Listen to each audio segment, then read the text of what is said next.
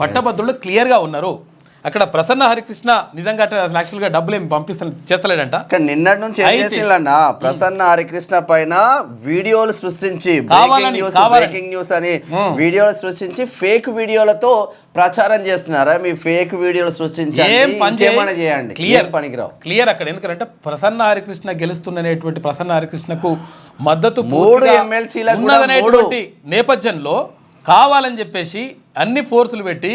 అయితే అసలు విషయం ఏంటంటే ఇంకో విషయం ఏంటంటే అంటే క్లియర్గా మనకు పూర్తిగా క్లియర్గా ఎవిడెన్స్ తోటి మాట్లాడుతూ ఉన్నాం. ఆల్ ఫోర్సు ఆయన పేరు నరేందర్ రెడ్డి ఆల్ ఫోర్స్ నరేందర్ రెడ్డి 53 విద్యా సంస్థలు ఏదో ఉన్నాయట. ఆ 53 విద్యా సంస్థల్లో ఉన్నటువంటి టీచర్లు ఎవరైతే ఉంటారో టీచింగ్ నాన్ టీచింగ్ స్టాఫ్ అందరిని దింపి వాళ్ళే డబ్బుల పంపిణీ కార్యక్రమం చేపడుతున్నటువంటిది క్లియర్గా అక్కడ నుంచి వచ్చినటువంటి సమాచారంతో పాటు మాకు ఎవిడెన్స్ కూడా ఉన్నది.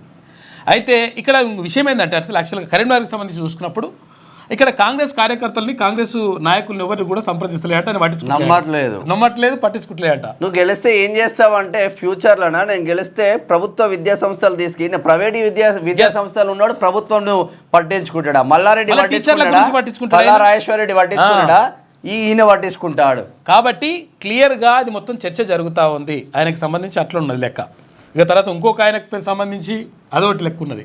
కాబట్టి అక్కడ క్లియర్ శ్రీపాల్ రెడ్డిదేమో కబ్జాలు, నరేందర్ రెడ్డిదేమో పేద ప్రజలను విండి పైసలు దండుకొని కోట్లు దండుకోవడం. ఇక మీరు ఓరుగా పెట్టింది ఏమున్నది? క్లియర్గా ఇక్కడ శ్రీపాల్ రెడ్డికి సంబంధించి కూడా క్లియర్గా పైసల పంపిణీ కథా కార్యక్రమం అంతా కూడా ఇది అంతా కుటుంబ సభ్యులను తీసుకొచ్చేసి అలా హన్మకొండలో పెట్టి అంటే టీచర్ల కుటుంబ సభ్యులను కూడా తీసుకొచ్చేసి వినోదాలు ఏర్పాటు చేసి నిన్ననేమో ఇక ఒక పొద్దులు ఉన్నాయి కదా, ఒక పొద్దులు ఉంటే కొంచెం ఆ టెంపుల్ కాడికి వెళ్ళి అదో కార్యక్రమం జరిగింది. మొన్న ఆల్రెడీ ఇదంతా కూడా 2000 ఇచ్చి 3000 ఇచ్చి ఓట్లేసుకుంటారు కదా, మల్లన్న ఎప్పుడు చెప్తా ఉంటాడు నా మీద ఓట్లేయండి అని చెప్తారు.